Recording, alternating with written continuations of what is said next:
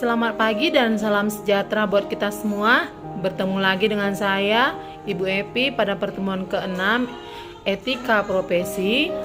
Harapan Ibu, anak-anak Ibu di rumah tetap semangat belajar, mengerjakan tugas-tugas dengan baik, tidak asal-asal, agar nilai yang kamu dapat pun bagus.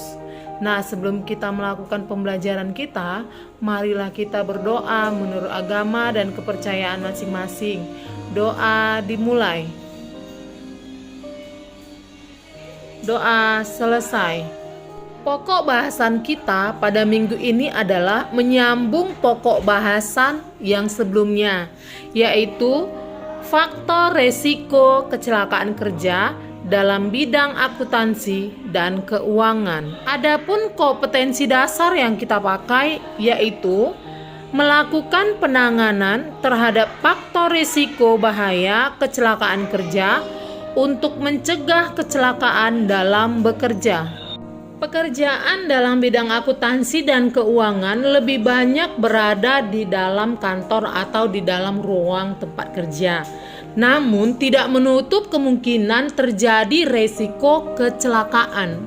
Nah, resiko yang dapat terjadi untuk orang yang berprofesi di bidang akuntansi atau keuangan yaitu yang pertama, kecelakaan dalam perjalanan. Misalnya, seorang pekerja mau mengaudit salah satu kantor cabang, misalnya kantornya di Medan, dia mau mengaudit di Jakarta, maka resiko kecelakaan dalam perjalanan itu mungkin ada, nak.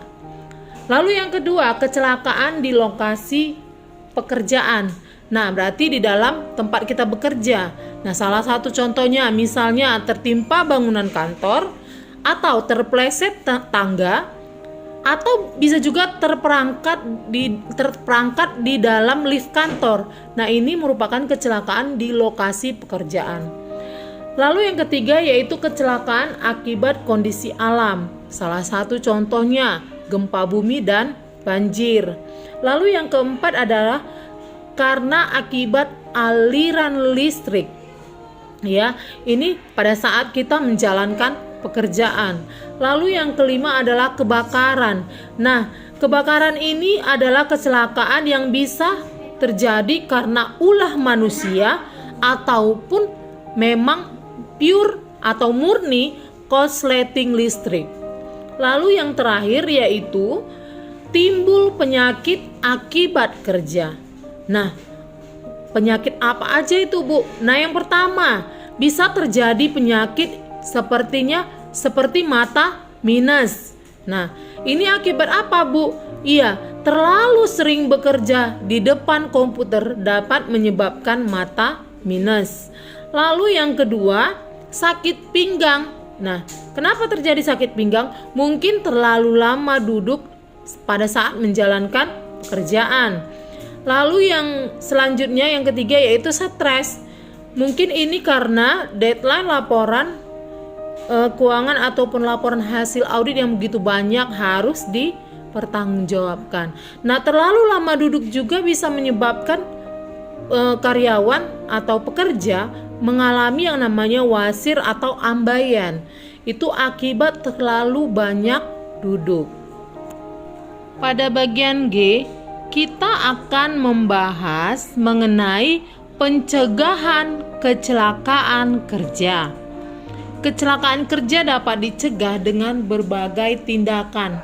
Nah, dapat dilakukan oleh dua pihak. Yang pertama adalah oleh karyawan itu sendiri, lalu yang kedua adalah oleh yang pemberi kerja yang memiliki perusahaan. Nah, tindakan pencegahan yang dilakukan oleh karyawan apa, Bu?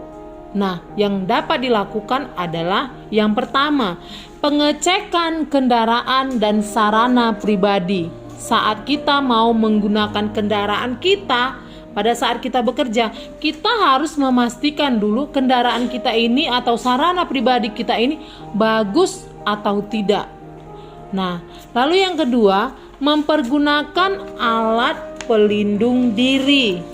Ya, ini wajib, nak. kita gunakan jika perusahaan memberikan alat pelindung diri untuk kita pada saat kita untuk bekerja, maka kita harus mempergunakannya. Lalu yang ketiga, menyediakan obat-obat pribadi di kantor ataupun di tas pribadi. Ya, menyediakan obat-obat pribadi. Lalu yang keempat, menganalisis kondisi fisik diri sendiri. Nah, kamu harus mampu menganalisis kondisi fisikmu. Apakah kamu sedang sakit atau kamu sehat? Lalu yang kelima, mengikuti pelatihan tentang keselamatan kesehatan kerja. Jika perusahaan melakukan kegiatan pelatihan tentang K3, maka kamu harus mengikuti. Apa fungsinya? Agar kamu tahu yang mana keselamatan dan kesehatan kerja yang harus kamu lakukan. Lalu yang keenam, mematuhi prosedur K3. Yang ketujuh, yaitu memperhatikan informasi K3. Lalu yang kedelapan, mempelajari penggunaan alat sebelum kerja. Ini biasanya misalnya kamu nggak ngerti alatnya, nggak ngerti alat kerjamu, kamu gunakan. Jika nanti salah, itu dapat menjadi kecelakaan pada dirimu. Maka pelajari dulu alatnya sebelum kamu mengoperasikannya atau melakukan pekerjaan dengan alat tersebut. Lalu yang kesembilan, yaitu menjaga kebersihan kerja. Kamu harus menjaga kebersihan. Lalu yang terakhir, yaitu bersikap hati-hati. Ini sangat penting karena kalau kita ceroboh, kita bisa membahayakan diri kita maupun orang lain. Akibat apa, Bu? Kalau kita ceroboh. Tetapi dengan bersikap hati-hati, maka kamu bisa melindungi dirimu dan melindungi rekan kerjamu atau karyawan yang lain. Nah, itu dia. Lalu selanjutnya ada juga tindakan pencegahan yang dapat dilakukan oleh pemberi kerja atau yang memiliki perusahaan. Nah, yang pertama yang harus pemberi kerja lakukan, yaitu yang pertama, memastikan dulu apakah mesin atau peralatan yang masih layak untuk digunakan secara ekonomis. Ya, memastikan peralatan mesin-mesin itu masih layak beroperasi. Kalau tidak, lebih bagus tidak digunakan.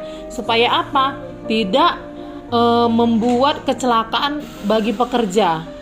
Lalu yang kedua, bangunan tempat kerja konstruksinya harus kuat. Ini supaya tidak terjadi kecelakaan, misalnya tertimpa bangunan atau akibat gempa bumi. Misalnya bangunannya tidak kuat, runtuh. Nah, ini dia.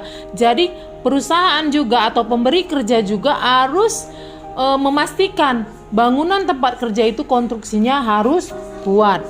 Lalu yang ketiga, pencahayaan udara dan suara sesuai dengan aturan. Ya, memastikan ya pencahayaan udara dan suara di tempat kerja itu sesuai dengan aturan. Gimana? Misalnya harus terang, udaranya harus bisa keluar masuk, atau suaranya juga tidak bising, sehingga apa? Ketika karyawan bekerja bisa nyaman dan tidak terjadi yang namanya kecelakaan. Lalu yang keempat, mengatur waktu kerja ataupun istirahat ataupun shift kerja. Nah, ini fungsinya untuk apa? Agar pekerja itu tidak terlalu capek, karena ada aturannya, waktu kerja itu berapa jam, istirahat itu berapa jam. Nah, ketika sudah bisa mengelola itu, maka apa? Karyawan juga merasa nyaman dalam bekerja, tidak terlalu capek atau tidak sesuai dengan aturannya. Lalu yang kelima, yaitu memberikan pelatihan atau sosialisasi K3. Nah, ketika sudah dikasih atau diberikan pelatihan, kamu harus mau. Karena itu apa? Berfungsi untuk dirimu, untuk pekerja, supaya mengetahui bagaimana keselamatan kesehatan kerja. Lalu yang keenam, menyediakan alat pelindung diri. Nah, ini yang paling penting. Nah, perusahaan atau pemberi kerja wajib menyediakan alat pelindung diri. Lalu yang ketujuh, yaitu membuat peraturan dan prosedur K3. Lalu yang ke-8 yaitu memasang informasi K3. Misalnya contohnya, dalam suatu ruangan itu tegangan tinggi listriknya, maka harus dibuat simbolnya bahwasannya ruangan itu adalah tinggi tegangan listrik. Nah, harus dikasih informasi di depan ruangannya itu. Lalu yang ke-9, melakukan pemantauan terhadap pelaksanaan K3. Iya, harus kita pantau. Setelah diberikan pelatihan dan sosialisasi, maka pekerja harus ikut melaksanakan K3-nya. Lalu perusahaan harus memantau apakah karyawan itu melakukan sesuai nggak dengan prosedur yang telah harus dilakukan gitu. Lalu yang ke-10 yaitu menangani dengan segera jika ada kerusakan baik bangunan dan alat. Ya, harus menangani segera. Perusahaan harus menangani segera. Misalnya bangunannya ada yang rusak, harus segera diperbaiki. Ataupun alatnya ini rusak, harus segera ditindaklanjuti agar tidak terjadi yang namanya kecelakaan. Pada bagian H, kita akan mempelajari mengenai tanda peringatan keamanan dan keselamatan. Nah, tanda peringatan keamanan dan keselamatan merupakan informasi untuk memberikan peringatan terhadap bahaya pada suatu tempat yang dapat diwujudkan dalam simbol ataupun tulisan. Nah, anak-anak ibu, coba kamu perhatikan. Berikut ini merupakan contoh tanda peringatan berbentuk gambar ataupun simbol. Nah, gambar yang pertama yaitu, coba kamu perhatikan, di situ ada tanda panah menuju satu tempat di mana di tengah ada gambar orang-orang. Ini artinya itu merupakan tanda atau tempat titik kumpul. Lalu yang kedua, ada gambar segitiga dengan gambar energi. Artinya itu merupakan tanda tegangan listrik yang tinggi. Nah, jadi harus hati-hati karena tegangan tinggi listrik. Lalu yang ketiga, ada gambar segitiga dengan gambar orang yang hampir terjatuh dan ada tulisan awas lantai licin. Artinya jika dipasang tanda tersebut, maka pekerja harus hati-hati. Berarti lantainya sedang baru misalnya dibersihkan atau dipel, sehingga apa, mungkin licin, maka diberilah tanda awas lantai licin. Lalu ada gambar persegi dengan orang berlari. Ini artinya, nak, itu adalah pintu evakuasi darurat. Nah, jika terjadi kecelakaan, jadi karyawan tahu bahwasannya pintu evakuasinya di situ. Maka ketika terjadi kecelakaan, semua karyawan bisa melewati jalur evakuasi. Lalu di tangga sering juga diberi tanda segitiga dengan gambar tangga dan orang terjatuh. Ini artinya hati-hati saat berjalan pada tangga supaya tidak terjatuh.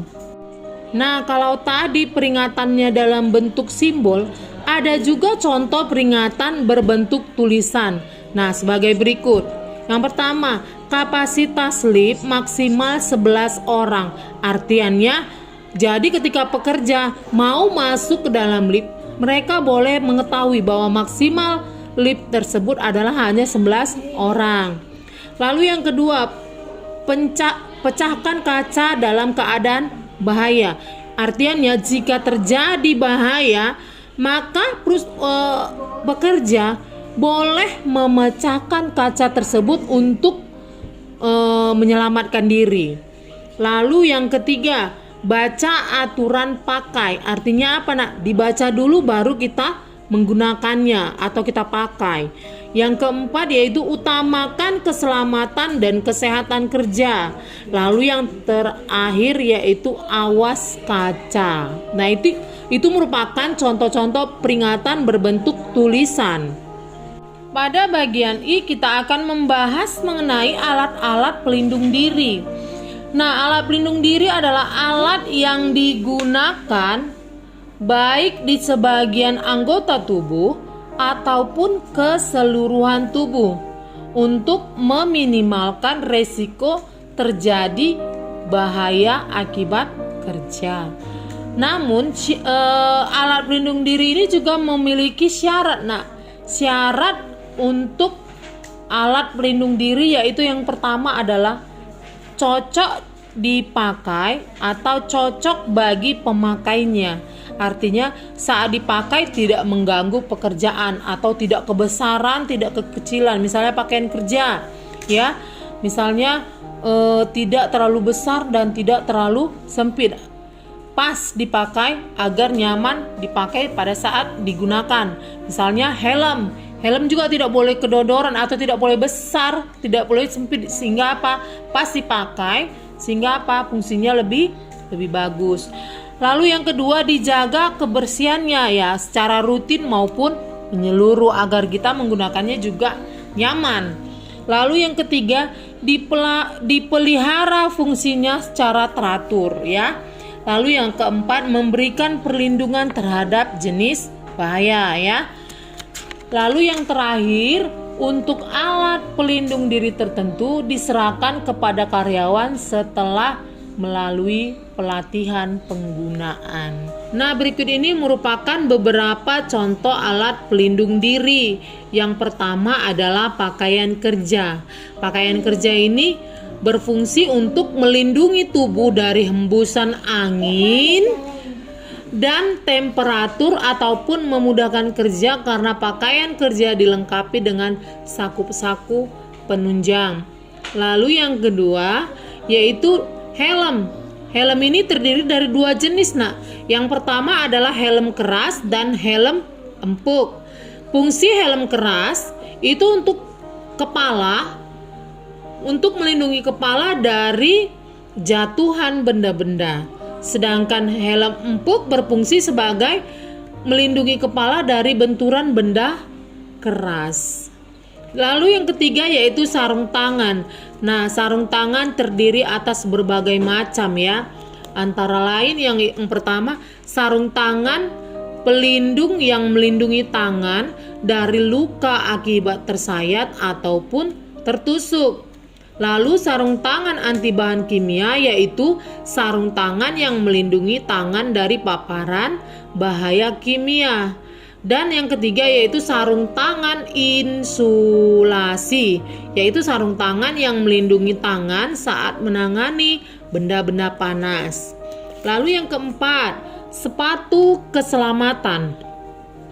Sepatu keselamatan sama dengan sepatu biasa, akan tetapi pada bagian ujung diberi pelekat pengeras yang tidak akan berubah bentuk apabila tertimpa benda keras. Yang kelima yaitu penutup mulut dan hidung. Nah, ini seperti masker ya, masker. Penutup mulut dan hidung ini terbuat dari bahan tekstil dan berpori yang berfungsi untuk melindungi mulut dan hidung dari partikel debu yang cukup banyak. Dan yang terakhir adalah pelindung layar monitor. Nah, ini seperti Ibu bilang tadi, agar tidak timbul penyakit minus mata. Karena kalau anak-anak keuangan yang bekerja di bidang akuntansi dan keuangan itu monoton banyak menggunakan yang namanya komputer, maka harus diberi pelindung layar monitor.